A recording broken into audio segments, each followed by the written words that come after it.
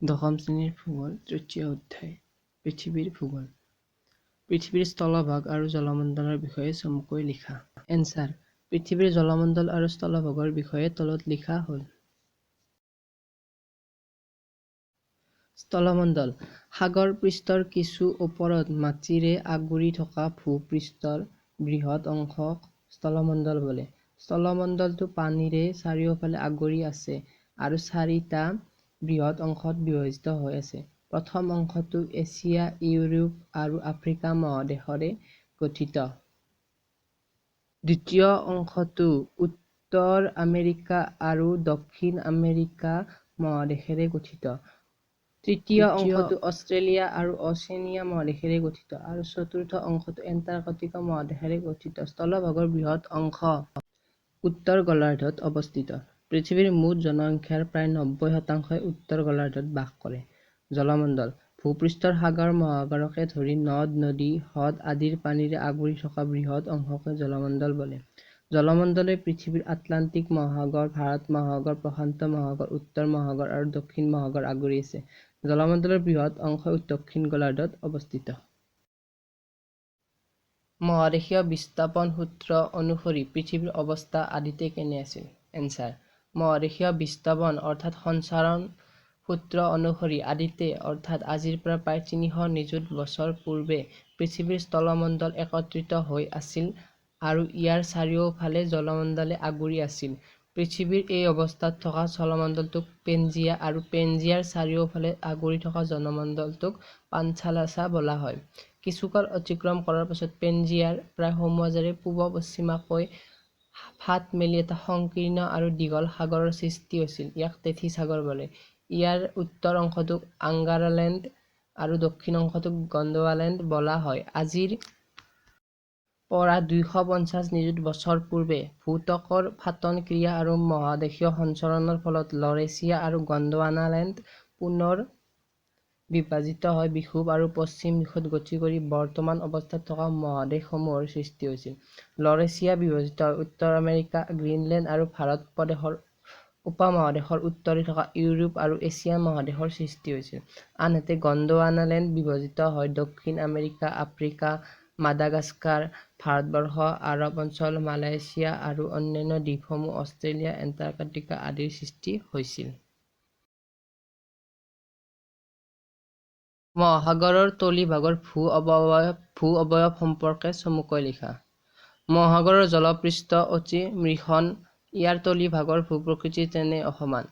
সাগৰ-মহাসাগৰ তলিভাগ শৈলশিৰা, দ্ৰোণী, সামুদ্ৰিক টিলা, খাট আদিয়ে অখৰা-মখৰা কৰি ৰাখিছে। গড় হিচাপে মহাসাগৰৰ গভীৰতা প্ৰায় ৪০০০ মিটাৰ।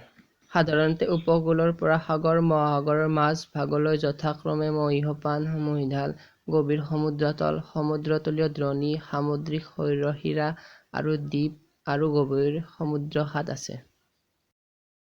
উপকূলৰ চাৰিওকাষে থকা সাগৰ-মহাসাগৰ অগভীৰ অংশকে মহীসোপান বোলে। মহীসোপানৰ পিছৰ যথেষ্ট গভীৰ অংশটোক মহীঢাল বোলা হয়। মহীঢালৰ পিছত সাগৰ-মহাসাগৰৰ মাজ ভাগত অতি গভীৰ সমুদ্ৰতলীয় দ্ৰোণী, গভীৰতম সামুদ্ৰিক খাট আৰু সিঁচৰতিভাৱে অতত সমুদ্ৰপৃষ্ঠৰ ওপৰলৈ বহু শৈলশিৰা, দ্বীপ আদি দেখা পোৱা যায়। মহাসাগৰ আৰু মহাদেশসমূহৰ বিতৰণ সম্পৰ্কে চমুকৈ লিখা। এনচাৰ: ভূপৃষ্ঠৰ সাগৰ-মহাসাগৰকে ধৰি নদ-নদী, হ্ৰদ আদিৰ পানীৰে আগুৰি থকা বৃহৎ অংশকে জলমণ্ডল বোলা হয়। আনহাতে সাগৰ পৃষ্ঠৰ কিছু ওপৰত মাটিৰে আগুৰি থকা ভূপৃষ্ঠৰ আন এটা অংশক স্থলমণ্ডল বোলে। জলমণ্ডলটো পানীৰ চাৰিওফালে আগুৰি আছে আৰু চাৰিটা বৃহৎ অংশত বিভাজিত হৈ আছে। স্থলমণ্ডলৰ প্ৰথম অংশটো এছিয়া, ইউৰোপ, আফ্ৰিকা মহাদেশেৰে গঠিত। দ্বিতীয় অংশটো উত্তৰ আমেৰিকা আৰু দক্ষিণ আমেৰিকা মহাদেশেৰে গঠিত। তৃতীয় অংশটো অষ্ট্ৰেলিয়া আৰু বহু দ্বীপ লগ লাগি সৃষ্টি হোৱা অচেনিয়া মহাদেশেৰে গঠিত আৰু চতুৰ্থ অংশটো এণ্টাৰ্কটিকা মহাদেশেৰে গঠিত।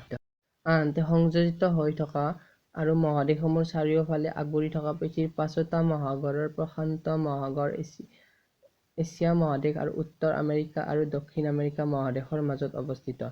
আটলান্টিক মহাসাগৰ উত্তৰ আমেৰিকা আৰু দক্ষিণ আমেৰিকা মহাদেশ আৰু ইউৰোপ আৰু আফ্ৰিকা মহাদেশৰ মাজত অৱস্থিত। ভাৰত মহাসাগৰ এছিয়া মহাদেশৰ দক্ষিণত, আফ্ৰিকা মহাদেশৰ পূবত আৰু অচেনিয়া মহাদেশৰ পশ্চিমত অৱস্থিত। উত্তৰ মহাসাগৰ উত্তৰ আমেৰিকা, ইউৰোপ আৰু এছিয়া মহাদেশৰ উত্তৰে অৱস্থিত, আৰু দক্ষিণ মহাসাগৰ দক্ষিণ আমেৰিকা, আফ্ৰিকা আৰু অচেনিয়া মহাদেশৰ দক্ষিণে অৱস্থিত। পৃথিৱীৰ স্থলভাগৰ উপৰিভাগত থকা ভূ-অৱয়ব সম্পৰ্কে চমুকৈ লিখা। এনচাৰ: পৃথিৱীৰ স্থলভাগৰ প্ৰায় ৬৭% উত্তৰ গোলাৰ্ধত। সৰ্বমুঠ ৭খন মহাদেশৰ ভিতৰত দক্ষিণ আমেৰিকাৰ বৃহৎ অংশ, আফ্ৰিকাৰ দক্ষিণাংশ, অচেনিয়া আৰু এণ্টাৰ্কটিকাক বাদ দি বাকী বৃহৎ অংশই উত্তৰ গোলাৰ্ধত অৱস্থিত। উত্তৰ আমেৰিকা, ইউৰোপ আৰু এছিয়া মহাদেশ সম্পূৰ্ণভাৱে উত্তৰ গোলাৰ্ধৰ অন্তৰ্গত, আনহাতে পূব-পশ্চিমকৈ ধৰিলে উত্তৰ আমেৰিকা আৰু দক্ষিণ আমেৰিকা পশ্চিম গোলাৰ্ধত আৰু বাকী বেছি অংশই পূব গোলাৰ্ধত অৱস্থিত। উদাহৰণস্বৰূপে, ইউৰোপ আৰু আফ্ৰিকা মহাদেশৰ মাজৰ সীমা ভূমধ্যসাগৰে আৰু এছিয়া আৰু আফ্ৰিকা মহাদেশৰ সীমা লোহিত সাগৰে নিৰ্ধাৰণ কৰিছে। পৰ্বত, পাহাৰ, মালভূমি, সমভূমি, উপকূলীয় সমভূমি ইত্যাদিৰ উপস্থিতিয়ে স্থলমণ্ডলৰ ভূ-অৱয়ব সমান কৰি ৰাখিছে। অৱশ্যে মহাদেশবোৰৰ সকলোতে ভূ-প্ৰকৃতি একেধৰণৰ নহয়। ইয়াৰ উপৰি অৱস্থান অনুসৰি সকলোতে জলবায়ু একে নাথাকে। উদাহৰণস্বৰূপে, বিষুৱীয় তথা ক্ৰান্তীয় অঞ্চলৰ জলবায়ু উষ্ণ আৰু আৰ্দ্ৰ, মধ্য অক্ষাংশ অঞ্চলৰ জলবায়ু নাতিশীতোষ্ণ আৰু মেৰু অঞ্চলৰ জলবায়ু অতিপাত ঠাণ্ডা হয়। এই জলবায়ুৰ এনে তাৰতম্যৰ বাবে উদ্ভিদও বেলেগ বেলেগ হয়। উদাহৰণস্বৰূপে, বিষুৱীয় অঞ্চলত চিৰসেউজীয়া অৰণ্য, উষ্ণ তথা শুকন মৰু অঞ্চলত অৰণ্যবিহীন চুটি ঘাঁহ আৰু কাঁইটীয়া উদ্ভিদ, বৰফাবৃত মেৰু অঞ্চলত শেলুৱৈ আৰু ঢেকীয়াজাতীয় উদ্ভিদও পোৱা যায়। জলবায়ু, মৃত্তিকা আৰু ভূ-প্ৰকৃতিৰ পাৰ্থক্যৰ ওপৰত নিৰ্ভৰ কৰি কৃষিকাৰ্য আৰু শস্যৰ উৎপাদনো বেলেগ বেলেগ হয়। এনেদৰে প্ৰাকৃতিকভাৱে সুচল তথা কৃষি উদ্যোগ, বাণিজ্য, পৰিবহণ আদিৰ ক্ষেত্ৰত অৰ্থনৈতিকভাৱে আগবঢ়া অঞ্চলবোৰত জনসংখ্যাৰ ঘনত্ব অধিক হয়। সেয়ে অতিপাত উষ্ণ আৰু অতিপাত ঠাণ্ডা অঞ্চলত জনসংখ্যাৰ ঘনত্ব তেনে নিম্ন।